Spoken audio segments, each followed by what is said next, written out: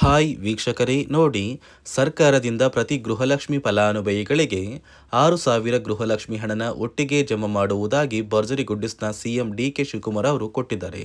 ಆದರೆ ನೀವು ಗೃಹಲಕ್ಷ್ಮಿ ಹಣನ ಪಡಿಬೇಕು ಅಂದರೆ ನೀವು ಈ ಕೂಡಲೇ ನಿಮ್ಮ ಒಂದು ರೇಷನ್ ಕಾರ್ಡ್ ಮತ್ತು ಆಧಾರ್ ಕಾರ್ಡ್ನ ಕೊಟ್ಟು ಗೃಹಲಕ್ಷ್ಮಿಗೆ ಮರು ನೋಂದಣಿನ ಮಾಡ್ಕೋಬೇಕು.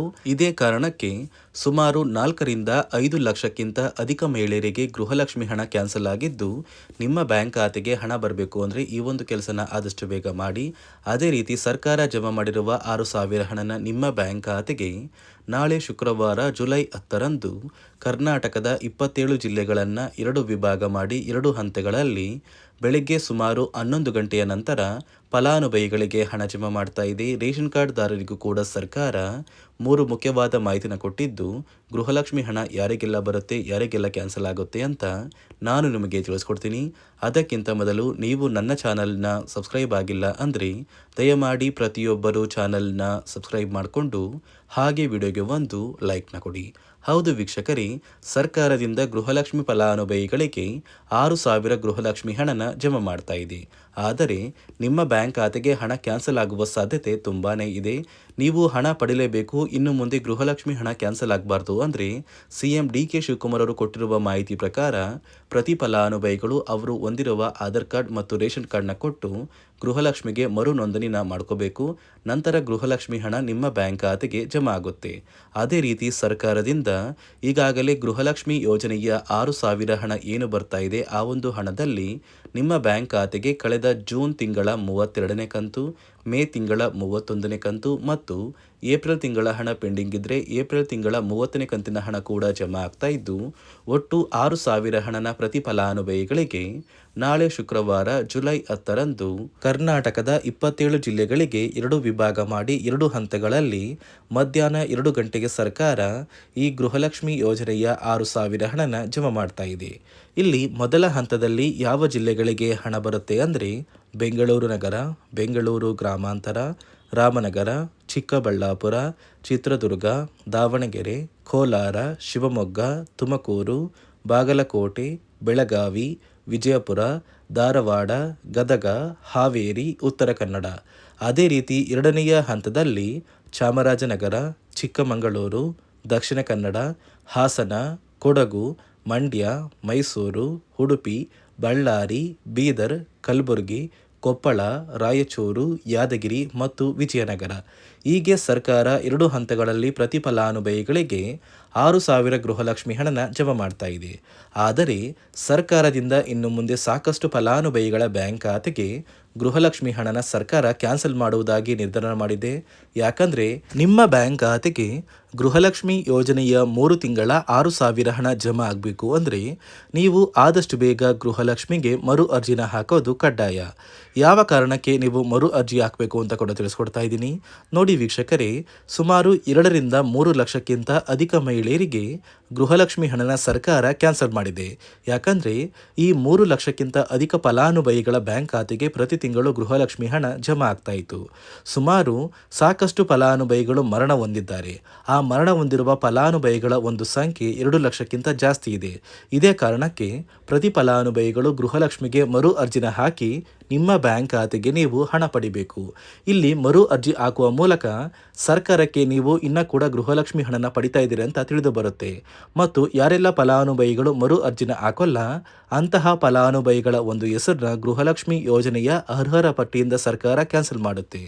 ಸರ್ಕಾರಕ್ಕೆ 2 ಲಕ್ಷಕ್ಕಿಂತ ಅಧಿಕ ಮಹಿಳೆಯರು ಮರಣ ಹೊಂದಿರೋದು ತಿಳಿದು ಬಂದಿದೆ. ಇದೇ ಕಾರಣಕ್ಕೆ ಈ ಜುಲೈ ತಿಂಗಳಲ್ಲಿ ಸರ್ಕಾರದಿಂದ ನೇಮಕಗೊಂಡಿರುವ ಕೆಲವು ಅಧಿಕಾರಿಗಳು ನಿಮ್ಮ ಮನೆ ಬಾಗಿಲಿಗೆ ಬಂದು ಪ್ರತಿ ಫಲಾನುಭವಿಗಳ ಒಂದು ದಾಖಲಾತಿಗಳನ್ನ ಮರುಪರಿಶೀಲನೆ ಮಾಡಿ ಮತ್ತೆ ಅರ್ಜಿನ ಹಾಕ್ಸ್ಕೊಂಡು ಹೋಗ್ತಾರೆ. ನಂತರ ನಿಮ್ಮ ಬ್ಯಾಂಕ್ ಖಾತೆಗೆ 3 ತಿಂಗಳ 6,000 ಹಣ ಬರುತ್ತೆ. ಅದೇ ರೀತಿ ಇನ್ನು ಮುಂದೆ ಪ್ರತಿ ವರ್ಷವೂ ಕೂಡ ನೀವು ವರ್ಷದ ಕೊನೆಯಲ್ಲಿ ಗೃಹಲಕ್ಷ್ಮಿಗೆ ನೀವು ಹೊಂದಿರುವ ಲೈಫ್ ಸರ್ಟಿಫಿಕೇಟ್ನ ಕೊಟ್ಟು ಅರ್ಜಿನ ಹಾಕಿದ್ರೆ ಮಾತ್ರ ಆ ಒಂದು ವರ್ಷದಲ್ಲಿ ಪ್ರತಿ ತಿಂಗಳು ಗೃಹಲಕ್ಷ್ಮಿ ಯೋಜನೆಯ 6,000 ಹಣ ಬರುತ್ತೆ. ಈಗಾಗಲೇ ಫಲಾನುಭವಿಗಳಿಗೆ ಗೃಹಲಕ್ಷ್ಮಿ ಹಣ ಜಮಾ ಆಗೋದಕ್ಕೆ ಸ್ಟಾರ್ಟ್ ಆಗಿದೆ ಮತ್ತು ಸರ್ಕಾರ ಈ ಗೃಹಲಕ್ಷ್ಮಿ ಹಣಕ್ಕೆ ಕೆಲವು ನಿಯಮಗಳನ್ನ ಕೂಡ ಜಾರಿಗೆ ತಂದಿದೆ. ಅದೇ ರೀತಿ ರೇಷನ್ ಕಾರ್ಡ್ ಹೊಂದಿರುವ ಪ್ರತಿಯೊಂದು ಕಾರ್ಡ್ದಾರರಿಗೂ ಕೂಡ ಸರ್ಕಾರ 3 ಮುಖ್ಯವಾದ ಭರ್ಜರಿ ಗುಡ್ಡಿಸ್ನ ಕೊಟ್ಟಿದ್ದು, ಮೊದಲ ಒಂದು ಗುಡ್ ನ್ಯೂಸ್ ಬಂದು ಸರ್ಕಾರ ಹೊಸ ರೇಷನ್ ಕಾರ್ಡ್ಗೆ ಅರ್ಜಿನ ಸ್ವೀಕಾರ ಮಾಡ್ತಾ ಇದೆ.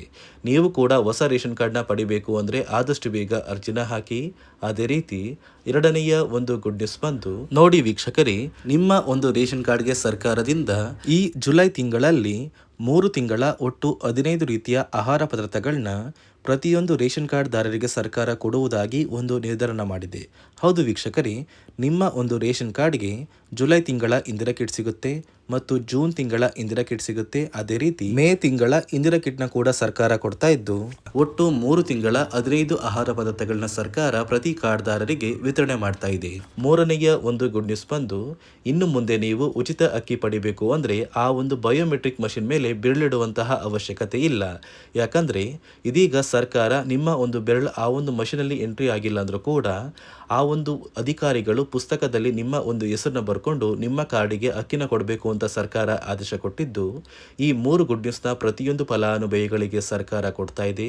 ಇದರ ಜೊತೆಗೆ ನಿಮ್ಮ ಬ್ಯಾಂಕ್ ಖಾತೆಗೆ ಗೃಹಲಕ್ಷ್ಮಿ ಯೋಜನೆಯ ಹಣ ಇನ್ನು ಮುಂದೆ ಬರಬೇಕು ಅಂದರೆ 5 ರೀತಿಯ ಹೊಸ ನಿಯಮಗಳನ್ನ ನೀವು ಪಾಲಿಸಬೇಕು ಅಂತ ಸರ್ಕಾರ ಆದೇಶ ಕೊಟ್ಟಿದೆ. ಅದೇ ರೀತಿ ನೋಡಿ ಸ್ನೇಹಿತರೆ, ಈ ಬಾರಿ ಸುಮಾರು 3 ಲಕ್ಷಕ್ಕಿಂತ ಅಧಿಕ ಫಲಾನುಭವಿಗಳ ಬ್ಯಾಂಕ್ ಖಾತೆಗೆ ಸರ್ಕಾರ ಗೃಹಲಕ್ಷ್ಮಿ ಯೋಜನೆಯ ಹಣನ ಜಮಾ ಮಾಡ್ತಾ ಇಲ್ಲ. ಕಾರಣ ಏನು ಅಂದರೆ ನಿಮ್ಮ ಬ್ಯಾಂಕ್ ಖಾತೆಗೆ ಡೆಬಿಟ್ ಮೂಲಕ ಹಣ ಜಮಾ ಮಾಡುವಂತಹ ಸಂದರ್ಭದಲ್ಲಿ ಸರ್ಕಾರ ಸಾಕಷ್ಟು ಫಲಾನುಭವಿಗಳ ಒಂದು ಬ್ಯಾಂಕ್ ಖಾತೆಗೆ ಹಣ ಜಮಾ ಮಾಡೋದನ್ನು ಕ್ಯಾನ್ಸಲ್ ಮಾಡಿದೆ. ಯಾಕಂದರೆ ಇತ್ತೀಚೆಗೆ ಹಣಕಾಸು ಇಲಾಖೆ ಜಾರಿಗೆ ತಂದಿರುವ 5 ನಿಯಮಗಳ ಆಧಾರದ ಮೇಲೆ ಪ್ರತಿಯೊಂದು ಫಲಾನುಭವಿಗಳಿಗೆ ಸರ್ಕಾರ ಈ ಒಂದು ಹಣನ ಜಮಾ ಮಾಡ್ತಾ ಇದ್ದು, ಯಾರೆಲ್ಲ ಫಲಾನುಭವಿಗಳು ಈ ನಿಯಮಗಳನ್ನ ಪಾಲಿಸಿಲ್ಲ ನಿಮ್ಮ ಬ್ಯಾಂಕ್ ಖಾತೆಗೂ ಕೂಡ ಹಣ ಜಮಾ ಆಗೋದಿಲ್ಲ. ಹಾಗಾದರೆ ಬನ್ನಿ ಸ್ನೇಹಿತರೆ, ಸರ್ಕಾರ ಜಾರಿಗೆ ತಂದಿರುವ ಆ 5 ಹೊಸ ನಿಯಮಗಳು ಏನು ಅಂತ ನಾನು ನಿಮಗೆ ತಿಳಿಸ್ಕೊಡ್ತಾ ಇದ್ದೀನಿ.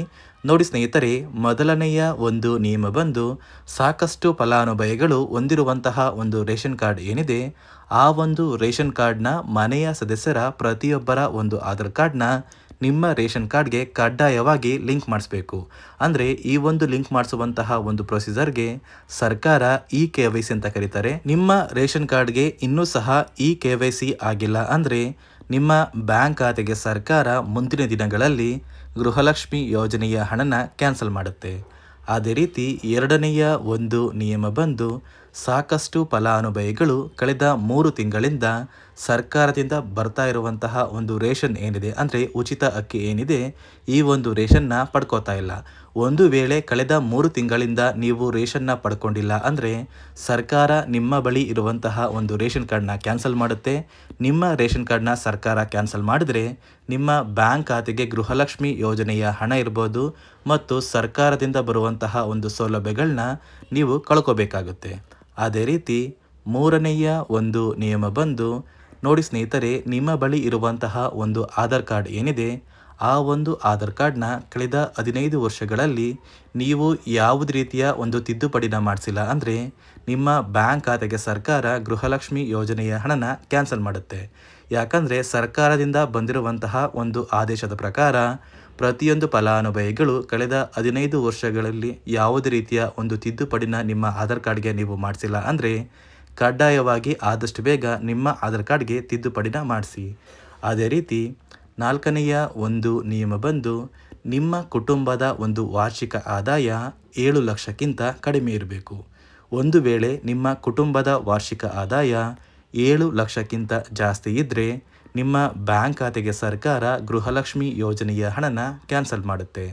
ಅದೇ ರೀತಿ ಐದನೆಯ ಒಂದು ನಿಯಮ ಬಂದು ನಿಮ್ಮ ಕುಟುಂಬದ ಸದಸ್ಯರು ಅಥವಾ ಗೃಹಲಕ್ಷ್ಮಿ ಯೋಜನೆಯ ಫಲಾನುಭವಿಗಳು ಯಾರು ಕೂಡ ಸರ್ಕಾರಿ ನೌಕರರಾಗಿ ಕಾರ್ಯನಿರ್ವಹಿಸ್ತಾ ಇರಬಾರ್ದು.